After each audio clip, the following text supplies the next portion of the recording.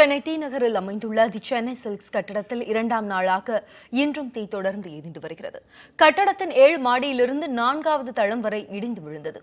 சென்னை தியாகராய நகரில் அமைந்துள்ள பிரபல ஜவுளி நிறுவனமான தி சென்னை சில்க்ஸ் கட்டடத்தில் புதன்கிழமை அதிகாலை 4:30 மணியளவில் திடீரென தீ விபத்து ஏற்பட்டது. நேற்று முழுவதும் போராடி தீயை அணைக்க முடியாத நிலையில் இரவிலும் பணி தொடர்ந்தது. நள்ளிரவு வரை கட்டிடத்தில் தொடர்ந்து தீ எரிந்து வந்த நிலையில் மொட்டை மாடியில் இருந்த தகர கூடாரம் உட்பட 7வது தளத்தில் இருந்து 2வது தளம் வரை உள்பக்கமாக கட்டடம் இடிந்து விழுந்தது. சரியாக நள்ளிரவு 3:19 கட்டடம் இடிந்ததை அடுத்து தீயணைப்பு பணி தற்காலிகமாக நிறுத்தப்பட்டிருந்தது. கட்டடத்தின் பிற்பகுதியில் உள்ள சுவர்களும் இடிந்து விழும் வாய்ப்புள்ளதால் சுற்றுவட்டார பகுதிகளில் வசிப்பவர்கள் மற்றும் கடைக்காரர்கள் அங்கிருந்து நேற்றே வெளியேற்றப்பட்டு விட்டனர். இந்த பயங்கர தீ விபத்தால் இந்த பகுதி அபாயகரமான பகுதியாக அறிவிக்கப்பட்டுள்ளது. கட்டுக்கடங்காமல் தீ எரிந்து வருவதால் பல மணி நேரமாக தியாகராய நகர் முழுவதும் புகை மூட்டமாக காட்சியளிக்கிறது.